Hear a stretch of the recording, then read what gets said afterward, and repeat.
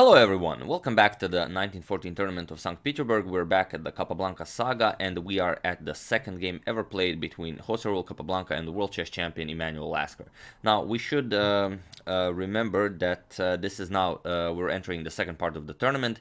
These five players, Capablanca, Lasker, Tarash, Alechin and Marshall have, qualified for the second leg of the tournament, and now five of them will play a double round robin, everyone against everyone, with both white and black pieces. So it's gonna be beautiful. I do hope you're ready for that. And yeah, without further ado, Capablanca now gets a second crack at the world champion. And since you all enjoyed that nice epic music for the first game ever between Capablanca and Lasker, I have included the first thing you will see in the description below is a link to some more epic music, so feel free to get in the mood for this excellent game, or just pick any you like. I will give you a couple of seconds to decide on that. For those of you who have listened and came back, congratulations, you are an excellent listener of epic music. And for those of you who just want to enjoy the show, Capablanca goes for e4, as usual. We have e5 by Lasker, knight f3, knight to c6, bishop to b5, the Ruy Lopez. We have a6 by Lasker, the Morphy's defense, bishop to a4, and now knight to f6. We have castles by Capablanca, and now knight captures on e4. This is a well-known line that has been played then, and it is still played today. I will also include, I will also mention one game that was played this year in this exact same line. d4 by Capablanca, b5 now, pushing the bishop back, bishop b3, and now d5. We have d captures on e5, bishop to e6, and now knight b to d2, attacking the knight, knight to c5, and here c3. And here you could capture the bishop and win the bishop pair, but it's been known then and it's known now that this is not something black gets something out of this. Lasker went for d4. And it's interesting, this is the exact same position. I mean, it was played in 1914 in this game, and it was played also this year in 2019. Kramnik had the white pieces in the 2019 Tata Steel tournament against Mamedyarov, and Kramnik played bishop captures on e6 here. And that game ended in a draw, and it's interesting, bishop captures on e6 is a slight favorite by the engine than the move Capablanca played. Capablanca played c captures on d4, and it's the second best option by the engine. So okay, makes sense that today players would go for the absolute best line, but Capablanca doesn't need an engine to play an excellent game. We have knight captures on d4, knight captures on d4, queen captures on d4 now, and bishop captures on e6. We have knight captures on e6 by Lasker, and now queen to f3. A nice developing move that also pressures the rook there. And here, rook to d8. Preparing queen to d5, Lasker wants to exchange queens, also gets the rook out of harm's way. We have a4 by Capablanca, as b5 is a very nice target. And here there is, this position has been reached in modern chess, I think around 6 times. And 5 of the times bishop to b4 was played. Bishop to b4 is the absolute engine's favorite, but in those days, of course, Lasker had no access to engine, so Lasker played a nice human move, queen d5. Lasker offers a queen trade, and he challenges Capablanca to an endgame. We have queen captures, Capablanca accepts. We have rook captures on d5, attacking the e5 pawn. And now you could go for knight f3 to defend the pawn, but Capablanca has a different plan. He decides to go for an active idea. A captures on b5, we have a captures on b5, and now rook to a8 check. So you could defend against this check in a few ways. If you go something like king d7, this is possible, but then you're going to have problems developing your bishop, as the rook on h8 would be hanging. So here you would have to go for g6, bishop g7, maybe trade rooks, and it's Lasker decides to go about it differently. After rook to a8, we have knight to d8 now. Now the bishop is free to develop. If f4 is pushed to defend the e5 pawn, then bishop c5 check. The bishop will be developed with a tempo. So here we have knight to e4 by Capablanca. Deciding for a pawn sacrifice, but as you'll see, it's only a temporary pawn sacrifice, and it gives Capablanca huge initiative. We have rook captures on e5 by Lasker, and now rook to d1. A very nice idea. Rook captures on e4, loses the game immediately for Lasker. For example, if rook captures, then rook d captures. King e7, and now rook e8 check will win the game. Rook captures on e4. White is up a whole rook. So after rook to d1, Lasker went for bishop to e7, defending the knight, and now comes f3 by Capablanca. Defending the knight here, and here rook to f5. Capablanca wants to play bishop to f4 to harass the rook and also attack the c7 pawn. So rook to f5 first. We have rook to c8. Capablanca now attacks the c7 pawn. And this is why I said it was only a temporary pawn sacrifice. There's no good way to defend this pawn. You can't block with the bishop. The knight would simply capture it. And also if you push c5, yes, the bishop and the rook now defended the pawn. But now, do you see how white wins material and the game here? It's pretty straightforward. Rook captures here. Bishop has to capture, and now the d6 square is no longer guarded. Knight e6 check, picks up the rook. King moves, just check, and again, white is just up material and winning. So after rook to c8, Lasker decides, okay, I've been hanging on to that pawn for as much as possible, but now we need back the activity. Rook captures on c7 by Capablanca, and now bishop to b4. We have bishop to e3 by Capablanca, and now the knight really doesn't have all that many squares to be developed so knight to e6. Lasker brings back the knight into the game, attacks Capablanca's rook, and now also Lasker's rook is ready to join the game. We have rook c to d7. The material on the board is completely equal. Even the bishops are of the same color, but what Capablanca has going for him is that he controls the d file. He already has doubled rooks here, so he does have a bit more control over the board.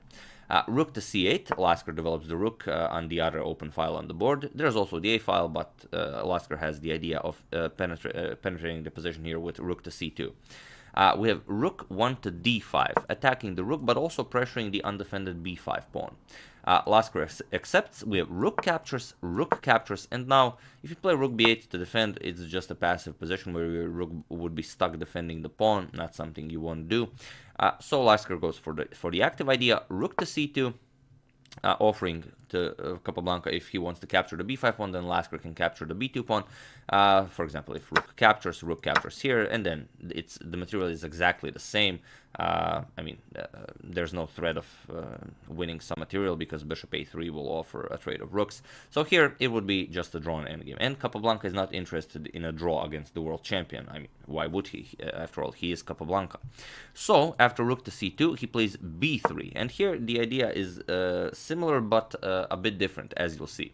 Lasker goes for rook to b2. Now it seems like it's the same, but it's not. Now Capablanca captures on b5. We have rook captures on b3, but now it's different. Capablanca plays bishop to d2, threatening to win material here. And there's no good way to defend. Here Lasker has to give up 2 pieces for the rook. There's no bishop a3 because the rook is no longer on b2, the rook is on b3. So here Lasker goes for it. He plays bishop to c5.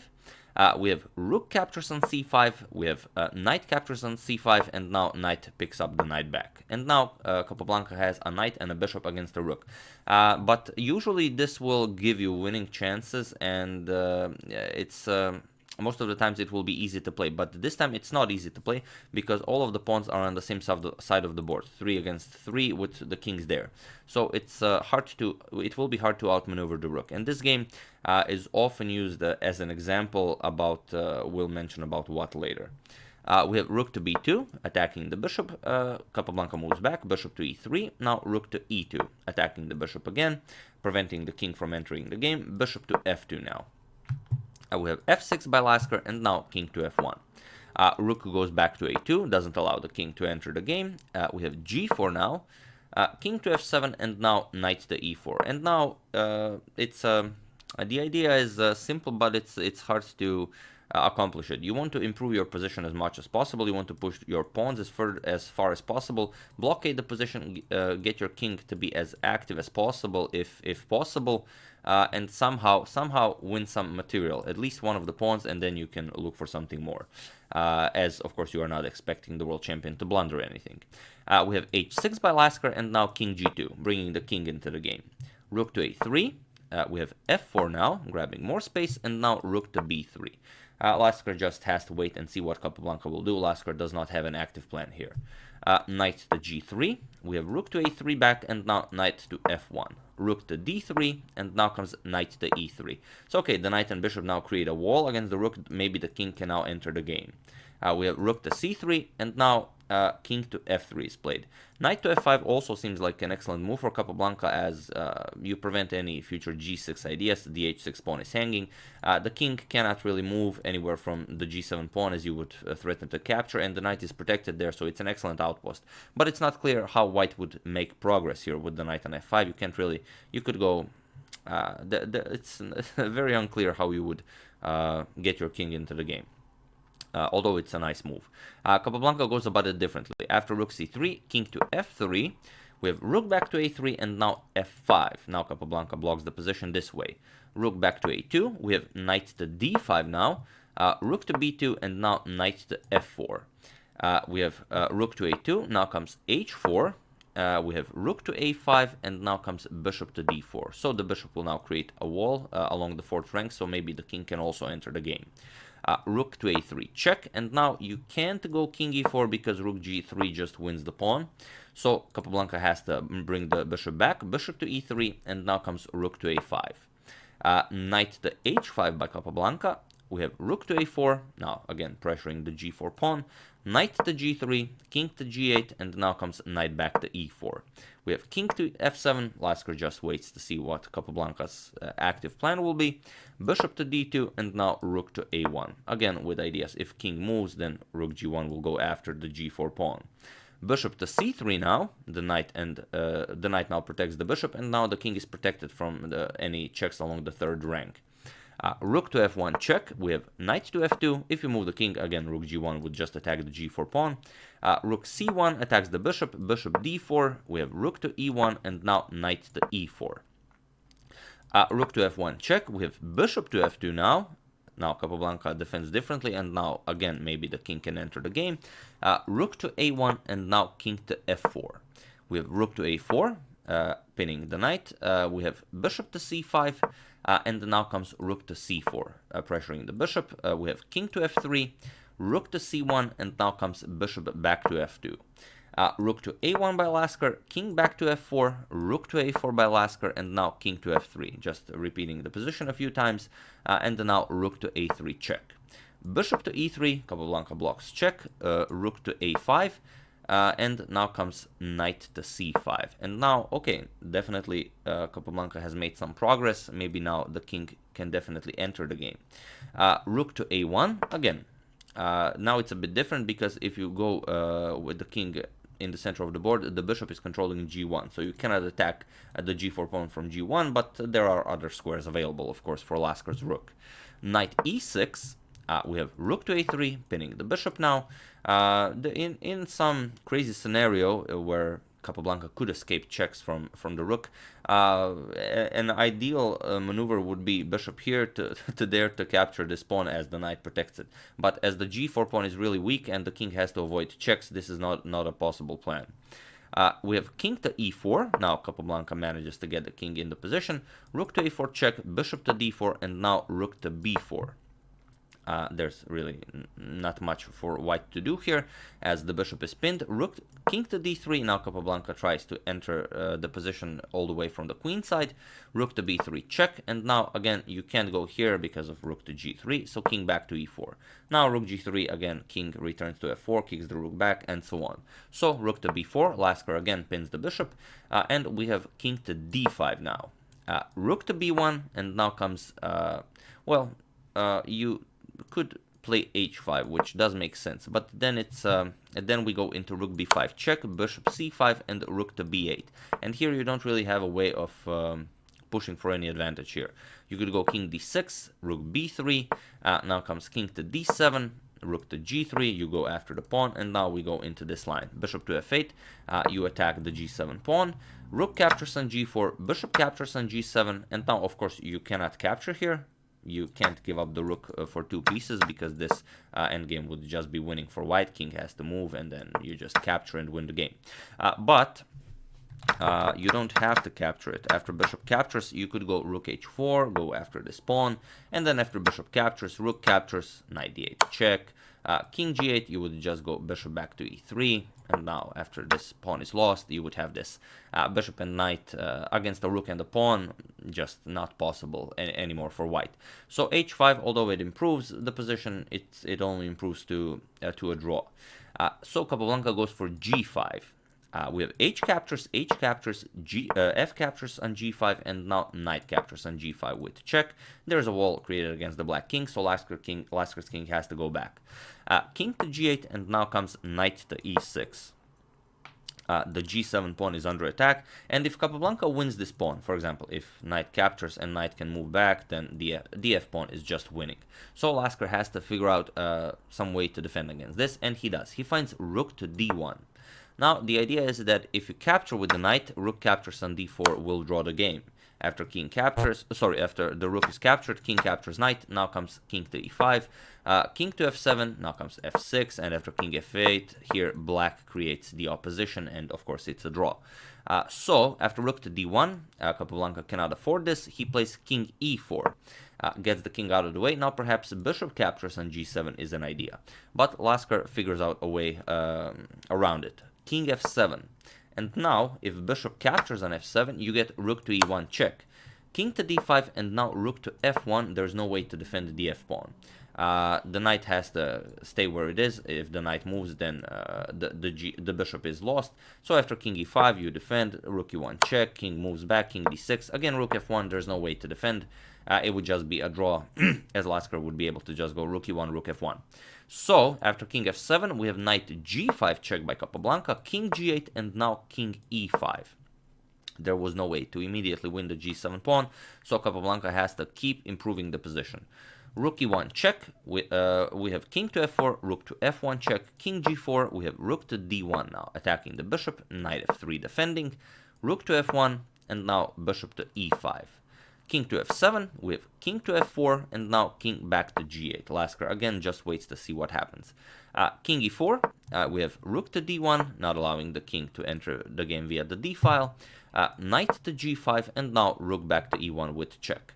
King d5, but now just rook d1 check, king e6, and rook to e1, pinning the bishop once again. And as long as Lasker keeps doing this, there's no way ever to approach this g-pawn with the king, so you can win it with one piece. You have to attack it with both knight and bishop to win it. And of course, if you just exchange the pawn, then it's just a draw. So knight h3, Capablanca again tries a different path. Rook to b1, we have knight to f4, and now rook to b6 check. King to e7, we have rook to b5 now, attacking the bishop, knight to g6 defending, and now rook back to b6. There are some ideas where Capablanca, if this rook really wanders somewhere wrong, I can't even figure out how that would happen. Maybe Capablanca could sacrifice the bishop and then go f6, f7, and f8. But all of these moves would have to be made with tempo, either checking the king, but it's I don't see that happening. So bishop to d6, blocking the 6th rank. We have rook to a6. Again, the bishop is just pinned. This is all Lasker has to do. If you continue attacking or pinning pieces, then there is no way both bishop and knight will be able to attack the g7 pawn. King e6, we have rook to b6, and now comes knight to e7 check. King h7, and now knight to c8, attacking the rook. Rook to a6, and now comes knight back to e7. Rook to b6, and now comes knight to d5, attacking the rook from here, remaneuvering. Rook to a6, knight to c3. We have king to g8 by Lasker, knight to e4 by Capablanca, and here Lasker played rook to b6. This is move 100, and it was in this position that Jose Ruel Capablanca and world chess champion Emanuel Lasker agreed to a draw. Now, it's really an impressive endgame. A lot of strong players throughout the history have analyzed this game. Everyone had a different opinion. Then someone's opinion was that this guy's opinion that made an analysis before me was wrong. Then engines have made analysis about this entire endgame. But I don't think to this day, a conclusion has been reached whether Capablanca could have won this game or not. Maybe they've done it. I don't know. I have searched for it, but I was unable to find any such evidence. So if you have any evidence, was it possible for Capablanca to play this differently or to win because some players have written in books that Capablanca could have won it, but then others refuted it with engine lines, and it's just crazy. But this game, I mentioned that we are going to mention it. It's been used by many players as an end game, like a tutorial how to defend our worst end game with rook against the bishop and knight, and Lasker just did a fantastic job on it.